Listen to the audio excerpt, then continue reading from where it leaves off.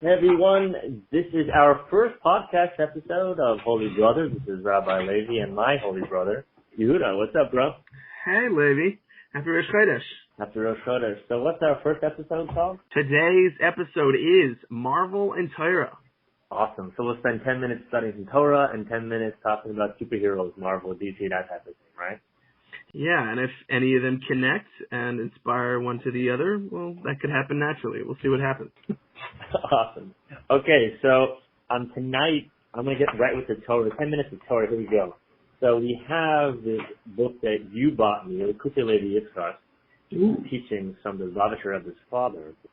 And I decided to pick a section about Sukkot, because your birthday is on Sukkot, on the Jewish holiday of Sukkot, and so therefore I thought it would be quite befitting to study this. So I'll just get into it.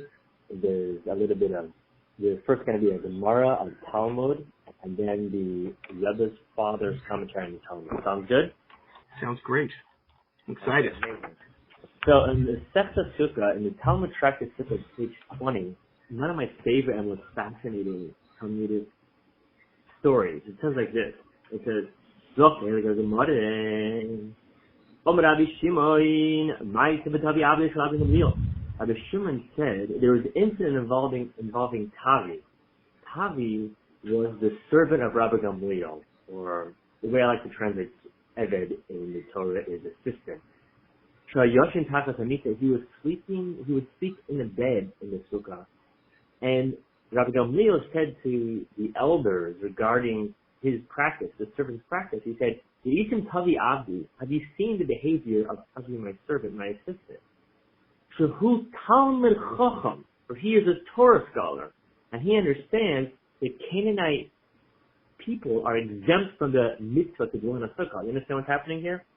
Tavi was part of one of the indigenous people of Israel. When Israel came to the Holy Land thousands of years ago and conquered it, there was Canaanites that were living there. Tavi was one of those Canaanites, and he was simultaneously a Torah scholar.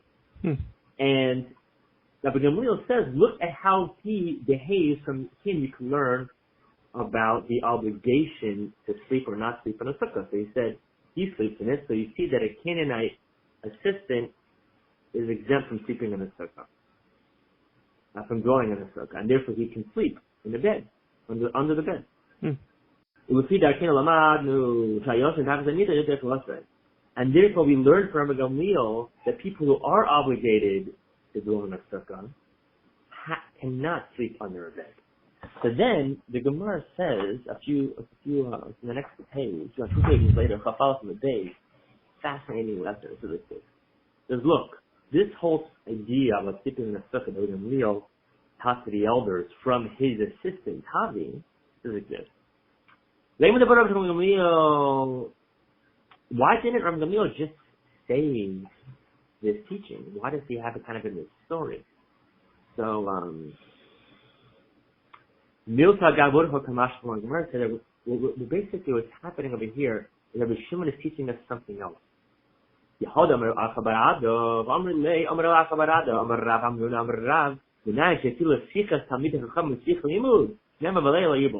fascinating. We learn from Achabar Ada, some say it was Achabar Ada in the name of Rabbi Menuna, who said the name of Rav. How do we know that even the casual conversations, the sichas of Torah scholars require study? Because in their casual conversations is profound lessons. And the answer is from Scripture. It says in Scripture, Psalm 1:3, that the God-fearing person who studies Torah is like a tree planted in a spring, which yields its fruit in season, and whose leaves do not wither. So leaves do not wither mean even the external lightest part, like the casual conversations of a Talmud Chacham, of a Torah scholar, do not wither. They're not meaningless. They have powerful, profound lessons. So that's the Talmud. Fascinating, right? On many levels. First, you have the Talmud Chacham, who's not Jewish, he's a Canaanite assistant. Rabbi Gamliel saying to the Canaan, we must learn from him because he's a Talmud Chacham. And then we have this idea that a true Talmud Chacham, a true scholar, even in casual conversation, merit studious analysis. So then, the Rebbe's scholar says like this. Either that was the Sikha Tamar Kadir Limud B'Din Sukkah Dafka, in Shekain Hu B'Chol Davar Lami Ida Zabidin Sukkah Dafka. So the Rebbe's father asked, if this is the case, that casual conversation of the Talmud Chacham require study about anything, why did the Gemara or the Gamliel, this whole story happen by Sukkah specifically? Could have happened by anything, right? Any conversation could have come up. Chanukah, Passover, whatever it was, and we could have learned this lesson. Why by Sukkah specifically? And he says like this. Sukkah, there's two parts to this lesson. One is that the assistants don't have to dwell in a sukkah, and one is that one who sleeps under a bed doesn't fulfill the obligation. You have to sleep under the skaf, under the cover of the sukkah itself. Either way, so from here we see that it's specifically related to the mitzvah of sukkah somehow. So why is this by the mitzvah of sukkah? So he says like this: Yishomer mitzvah sukkah gamkin aderech sisa b'lvad. The mitzvah of sukkah is like a casual conversation. Why?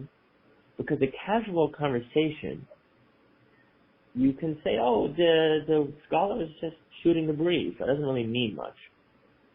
But the casual conversation of a true scholar, you need to pay attention to, because there specifically has to be these profound lessons hidden in their casual conversation that they can't express clearly. And therefore, how do they express these profound lessons? Through parables, through stories, and even mundane conversation. Mundane conversations. This is like this. What is the cover of a sukkah? What makes the cover of this sukkah is the leftover cut branches. Like the branches you put on top of the sukkah, you could say it's just garbage afterwards, right? It's just pseulis the goyden of the yakev. It's just the leftovers of vegetable matter. That's all it is. Like it says, when you collect it from your storehouses. So the Gemara, it's like it says in Sukkah Daf Yud and Aleph also, that these covers are cushions and mayos for shkelis for kani, right? They don't really have nothing inside them. They don't even have fruits, right? And actually we know that if it has fruits, it can't be used as the vegetable cover for a sukkah. Even though we hang up fruits as decorative objects in sukkah. He says like this. So too, the sikha, casual conversation, doesn't have things, and nevertheless, it comes in such a high place that you have to recognize the profundities that are in it. So this is the end of the 10-minute Torah aspect, which is that just like the sky, you might say it's nothing, but really this becomes the cover of the sukkah and represents the highest revelations of godliness post high holiday season coming into the world. So too, sometimes the highest wisdom comes through what you people might think and judge to be mundane conversations that come with us. So what do you think about that? It's a fascinating concept. You know, I really thought he was going to go with just in general the mitzvah that everything you do in a sukkah, the command to live in a sukkah, so everything you do in that sukkah becomes a mitzvah. Anything you do, whether it's mundane or holy. But he went a different direction, and he more brought he focused on a very specific detail about how the schach is specifically that which is like the clippings, or that which is cut off, not a live thing, not something with fruit, but yeah, random, dead branches, dead vegetation. Very much, I think he's very much highlighting, like you pointed out, like the bottom of the barrel, scraping, even those things that seemingly are at the bottom of the barrel, even that level of mundane that a tzaddik and a Talmud Chacham does is something that we can learn from. And when the Gemara is not just historically talking about the Talmidei Chacham of those days, I think it's also something like, the Baal Shem Tov says we should learn from everything we see in life. A lesson, that's hashgacha pratis.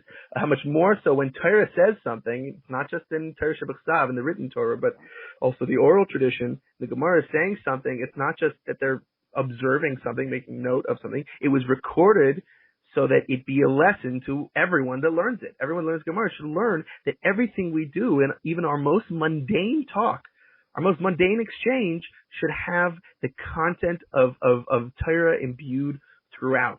So whether it's, just the exchange of whether you're at the counter at the supermarket of like, oh yeah, this is my 50 cents and here's my change and I'll use credit today. There should be subtext. There should be intent that every word and every letter is dripping with content of Torah content. I love it. Now, obviously, the Lubavitch Rebbe is a hero, a superhero. Rebbe's Rebbe for us, and Lubavitch Rebbe's father, superhero. So, Lahavdil Elef Havdalah is to make a great separation. Let's talk about superheroes. So, you're a huge Marvel fan, more than DC. Is that correct? I have to be honest. I'm sorry. I don't need to argue with you right off the first question, but I don't know that I'm specifically more of a Marvel fan than DC. I think it's like two different menu items. Sometimes in the mood for a burger, sometimes in the mood for a steak. It's two different types of. I've never found that they were really competing. Yes, at least from my attention. I'm a big Superman fan, as you know, and Superman movies have. To put it nicely, left something to be desired. But all the Marvel movies are kicking it. So I want to ask you, what is your favorite Marvel character? And then, what is a Marvel storyline that you think could be brought up in what's the next phase? What's it called? Phase 2 or something? No, I think they're on phase 4 already. I don't know. I don't remember. What do you think would be a great storyline that they can introduce? But first, who's your favorite Marvel character and why? Favorite Marvel character. I don't know. Maybe it's just because it's been a long day, but I'm gonna go with an easy one. One of my favorites, anyway, is definitely Peter Parker, Spider-Man. I say Peter Parker because there are multiple versions of Spider-Man. So I say Peter Parker, Spider-Man, and I think part of it is because of what Stan Lee, Olav Shalom,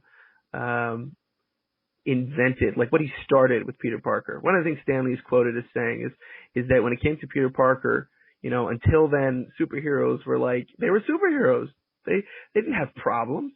They had adventures. They won the bad guy. That was it. They always won. There were no problems. They were superheroes. They lived on top of the world. They didn't have to, even if they weren't, billionaire playboys like, Bruce Wayne or Oliver Queen, or Tony Stark. It didn't matter. They were superheroes. But when it came to Peter Parker, he wanted to give him problems. And Stan Lee was like, I couldn't give him enough problems. People were like, oh my gosh, this guy has so many problems. I'm like, I'm trying to give him more. And that's what I think was a major thing that started distinguishing Marvel from DC right there. And it started bleeding into everything Marvel was that you don't have to have these lowercase g, godlike people. You don't have to have these, untouchable superheroes who even if technically they're human, but they're so out of your reach. Quite the opposite. Even if the guy has amazing, unbelievable superpowers, this is something we could all relate to. I totally relate to that. That even if I have superpowers, I'm a superhero that, still I make mistakes. Still I get picked on in my personal life. I still have problems. I have trouble paying rent. I have trouble, with family members not doing well, friends who fall out of friendship and then end up hating me and, maybe even become my biggest supervillain. And it's carried throughout that concept of the powers, the superpowers are not something that take away your problems. It can highlight different character traits, which is why there's another comic book where Captain America, seemingly, the ultimate superhero in Marvel, as far as good guys go, he's the ultimate, the Yetzer Tov, so to speak, says to Peter Parker once, you're going to be better than all of us one day. And this is when Peter Parker is very young. And he says that to him because he sees Peter's character having what he's gone through and going what he's going through, that his powers don't get to his head. I mean, when they even start getting to his head, when he bonds with an alien, symbiote, that it makes him even more powerful. When he starts seeing it get to his head is when he knows, oh gosh, this is wrong. My ego is too much. My yeshus is building too much. I gotta get rid of this. This is dangerous. And I think that's one of the things. What do you think would be an amazing storyline that Marvel could bring in? What's a prediction you think they're gonna do? Well, there's prediction and then there's what I might like. Prediction. I think what you might like. Forget the predictions. What would you like? Yeah. It's fascinating. I think right now, what I'd like is now that Marvel kind of has all of its superheroes back in its wheelhouse. it now has access to all the superheroes that it didn't have access to before. It can use the Fantastic Four, the mutants, Spider-Man, the Hulk, everybody, which it didn't before. And I think it was good that it couldn't before, because then it highlighted other heroes that otherwise may have stayed B-level or not as popular. I think it brought out those otherwise hidden talents. But now that they have those back, I kind of hope they find a way I hope that this next phase is a way of bringing those characters in without them feeling added on to what we already have. Because there's something about, like, for example, Fantastic Four, which was one of our father's favorite comic books, actually. That they were like the Fantastic Four. Reed Richards, Sue Storm. Yeah. Tati, it was one of the first he started reading. They weren't necessarily his favorite, I think he said, but it was like one of the first he read, so he read a lot of them way early on. But they were like Marvel's first family, so to speak. Not that they were chronologically the first superhero, but in a way they were like the penultimate, mom and pop in a way. And there are certain comic book storylines that kind of point to that. Other superheroes kind of looking to them as like, oh, that's how you do superheroing. And all the elements of being a dysfunctional family, not always getting along, but finding a way to be functional. Again, without the superpowers don't necessarily take away those issues. Sometimes they even highlight them and exacerbate them, but that they're able to work together as a team and as a family, and that's a great example for any other superhero team or any individual superhero. So I feel like, you have the Avengers, which is this team that comes together when, disaster, when things are falling apart, and is somehow able to, pull things together at the last minute. You could have a different type of team or unit, a family unit that is functioning at a level where it's not, we don't just come together because we need each other and everything else is falling apart. We're together because there's human connection. That's what it's about. It's about being together. It's about family. It's not about running around on your own on rooftops every night. Let's do things together. Let's do things. Yeah. That's awesome. That's all the time we have for tonight. Great episode of Torah and Marvel. And if you guys have suggestions, those who are listening, tell us. We can definitely incorporate your suggestions in our future episodes, things that you want us to talk about, we can get into. And wishing you good night. Any last thoughts, bro, you want to wish to the Olam, to the world? I had a thought, because we're coming up to Shavuos, and it's very much about love and Ki Echad B'Lev Echad and unity. One thing I had a thought. Can you do it in 30 seconds? Yes, a question for the audience seconds. to think about that I'm not going to answer, which is in Yiddish, how to say I love you is Ich hab dir lieb, which is I have your heart. Why is it that I have your heart? Why isn't it you have my heart? What does that mean? I love you is I have your heart. Something to think about. Okay, fantastic. I love it. Okay, awesome. All righty. Love you. Love you, bro.